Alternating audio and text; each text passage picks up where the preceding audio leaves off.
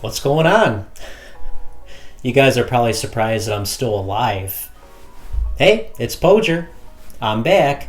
So, kind of like what I did before, I'm going to be talking about my worst and best videos. I'm going to be ranking my 2022 videos. But first, let's acknowledge the big elephant in the room here. Where have I been? So everything's been fine in my life. I've been so busy with school and work that it's just been hard to find time to make videos. School specifically, I nearly failed last semester. I didn't want that to happen again, especially because I was taking calculus this semester. Thankfully, I got A's in all my classes. So anyway, let's get back to the topic on my videos. So I have all the episodes I did right here on the right. So here are my general thoughts about 2022. So I think the content that I made is overall a lot more balanced than last year. I don't think there was anything that was really bad like NBA Jam, but nothing exceptionally good like Quad Run. Another thing is I didn't try to cover any topics that I wasn't passionate about. I think we learned last year with virtual racing that I don't have to follow the algorithm to a T. I don't have to cover things just because they're current events. So for 2022, I had 8 episodes total. It's not the goal that I wanted. I wanted at least 10. When you compare it to last year where I had 12 episodes, it's not that great. So for next year, I'm actually considering putting less skits in my episodes just because they take up a lot of time and mental energy. So there was actually one episode this year that I was done with completely, but I didn't release it because I didn't have a skit at the beginning of it. Think about that for a second. So that's why for next year, I'm thinking about not prioritizing having skits in my episodes. There will still be some, but it's not going to be something that I have in every single episode. So what do you guys think about that? If you do want the skits to stay, let me know. I'll keep them in there. But to me, I want to give you guys content as much as possible. Alright, so let's get started with the list.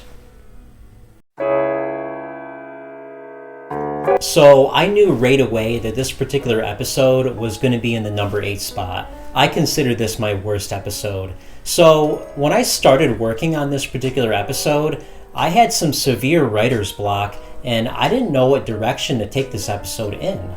That's why I think Contra Hardcore is my worst episode of 2022.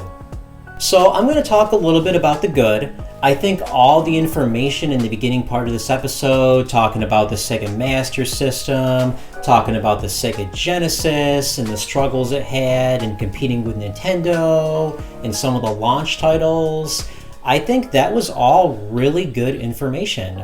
I think the second skit in the episode was very good. But I think the video was way too long, the writing was really bad, there was too much rambling. I think the title of the video was very clickbaity. Honestly, in terms of clickbait titles, I think this was the biggest offender this year. So if I could do this video over again, I think the very first part of the video is perfect. Maybe I should have went into more detail about the launch titles, but then I should have ended the video right there and then called it a History of Sega video. I think that would have been really good. I think all the information about Konami and Contra, I just don't think that should have been in the video at all. Maybe I could have made that into a separate video or something. This video actually made me reevaluate how I make future videos. I really overhauled my writing process after the failure of this episode. Okay, so this is a very last minute edit. I almost forgot to put this in the video. I was not a fan of the skit at the very beginning. I don't think anyone understood it, and I thought the joke was really stupid.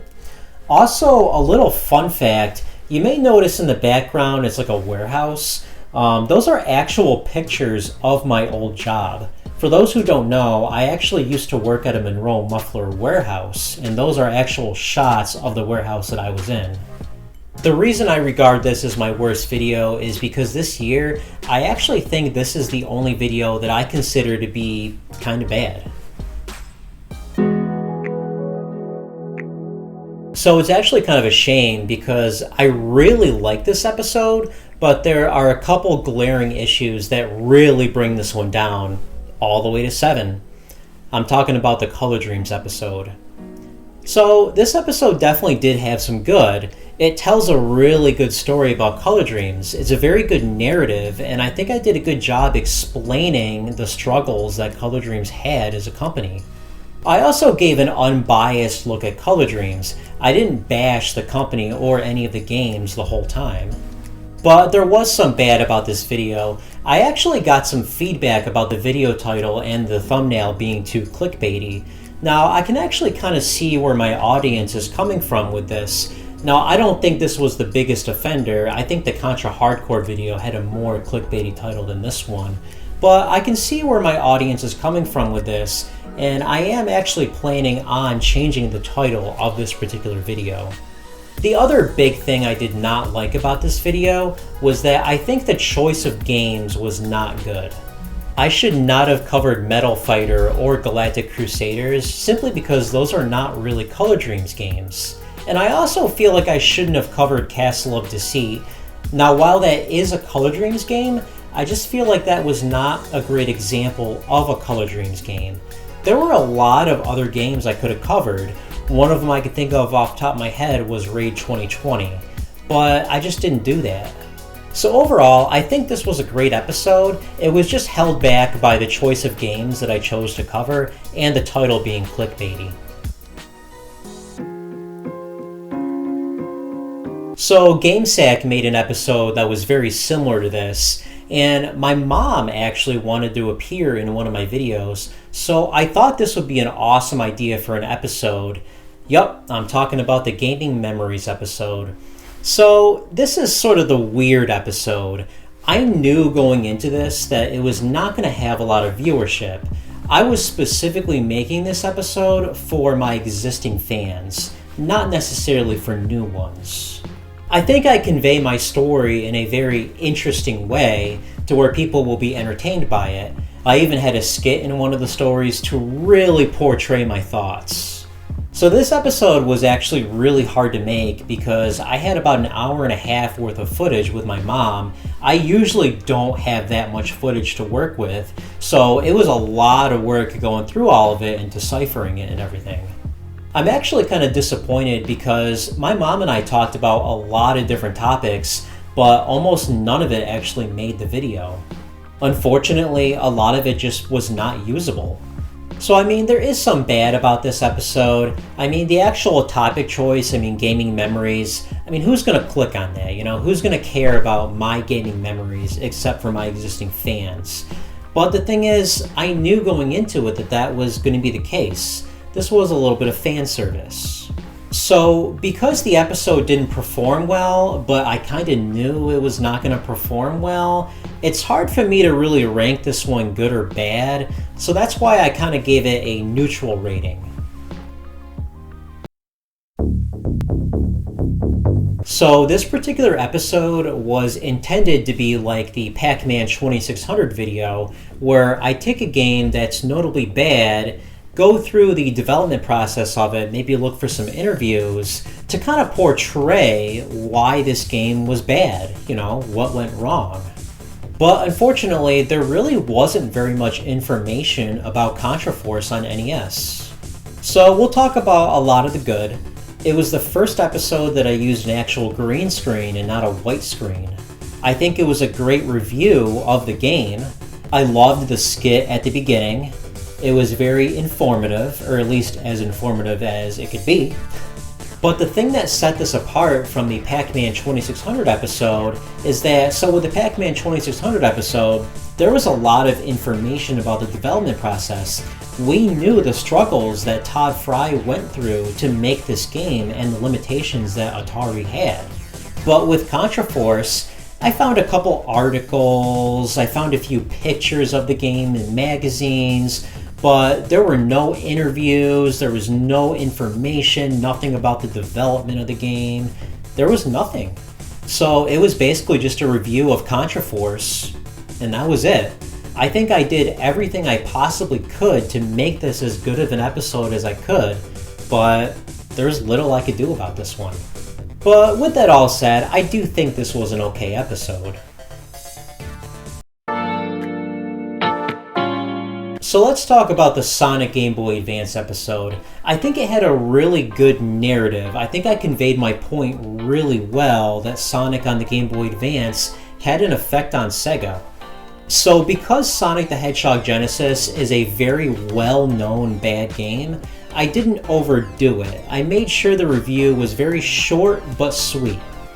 I love the skit at the beginning of the episode too, and I didn't just cover Sonic the Hedgehog Genesis, I also talked about the unofficial port and the DS game as a bonus.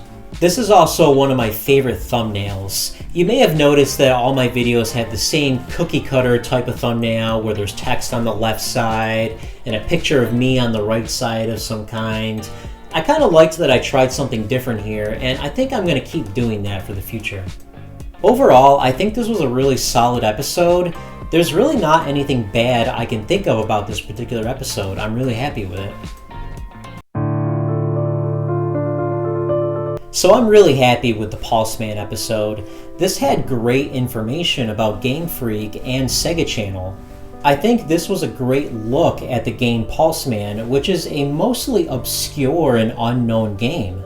I also really love the thumbnail, so I tried to be creative here because I don't actually own Pulse Man. It's a very, very expensive game. So I tried to be creative with somehow including a Pulse Man reference within my thumbnail. I had to position my head just right so that I could get the right shot on this one. This was definitely my favorite thumbnail for this year. There's one thing though that I don't like about this episode. The beginning skit. I thought it was really stupid. It's kind of a shame because I do like the idea of being a news anchor. I think that's something I'm going to try in future skits. And actually, for Christmas Eve, I actually pranked my family with a fake news skit, and it was really great. With that all said, this was a game that I really wanted to cover, and I finally did, and I'm happy with it. So I've got my Mr. FPGA episode in the number 2 spot. You would not expect an episode like this to be number 2, but this was such a last minute idea that worked out really well for me.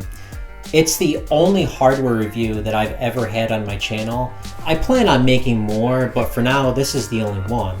The skit at the very beginning is one of my best ones that I did this year. So there are a lot of YouTubers that cover the Mr. FPGA as far as like hardware specs and new information about it. I feel like I did a good job separating myself from the usual video. I covered a lot of things that are not in a typical Mr. video. I talked about the cases and customizing your Mr. I compared it to the Raspberry Pi and some of the clone consoles. I felt like talking about the customization in the cases specifically was really important because the availability for cases was very, very limited. So just some interesting updates about the Mr. itself. In the video, I talked about how the PS1 was being worked on and the Sega Saturn was being worked on. Well, the PS1 is actually out now, and the Saturn is actually in beta. It's pretty much done, but it hasn't been completely released yet. But it's just really cool to see how dedicated the developers really are to giving us a great product. So I made a comment in the episode how the Mr. Add-ons case was not available. Well, fortunately, about a month ago, they finally did make that case available, and it's been available ever since. I haven't had any issues with it being sold out. So the Mr. episode was when I really started to streamline my writing process. The episode I made before this was that Contra Hardcore episode. I had learned my lesson from that. This episode was actually made very quickly, and I take some pride in that I made it in such a short amount of time. But with that said, that did create some problems. I don't like some of the voiceovers that I had in that episode. I could have done a better job re-recording some of them. And overall, the episode did feel a little bit rushed. But the episode had great viewership, and it was a good topic. So it might be weird that this episode is my favorite, but I'm really proud of this one. It's my Sonic Origins review. The first reason I really like this one is because I'm really proud of my coverage of Anniversary Mode. After I made this, I watched a couple other YouTubers talk about this game, and a lot of them kept saying that Anniversary Mode is just the original games, and that's just not true. I really feel like I did the game justice by talking about Anniversary Mode for what it really was. I also think it's really important to talk about this. I gave a very fair and unbiased look at this game. There was a lot of negative feedback talking about this game, and I could have easily have let that get to me, but instead I didn't jump to any bandwagons and I gave a very fair review of this game. I also took my time with this one. Even though my review came out a few weeks after the game was released, I made sure that I beat all the games first so that I could really give a good look at these games. This episode also had really great viewership. People actually wanted to see this video. I also received some feedback from Adrian Ghana. For those who don't know, he's a YouTuber that I've followed for years and I've been a big fan of his content, so it was really heartwarming to see a comment from him. There's a couple things I didn't like about this episode. Some of the audio got messed up, especially at the beginning, because there was an issue with my phone. It wasn't syncing the audio with my lips. So I wanted to talk about some feedback that I received in this video. A few people had mentioned a contradiction at the very beginning where I mentioned that Anniversary Mode is just the original games, but later in the video I say that Anniversary Mode is not the original games. So I wanted to clear that up. So when I said Anniversary Mode was just the original game, it was before I played it. I was just reading the back of the box. Looking back, I can see why some people were confused, and I should have edited that part out or included some kind of subtitle correcting it. But with that said, this one is by far my favorite video. There's a reason I put this at number 1. So anyway, that concludes my list. So anyway, how would you guys rank these videos? Would you rank them just like I did, or would you switch around the list a little bit? Some of these were kind of interchangeable, but some of these I'm very confident in as well. And then also, just like I asked before, for next year, do you guys think that I should leave the skits in, or do you think that I should take them out in order to save production time? So anyway, I hope everyone has a great holiday, a great new year, and have a good one, guys.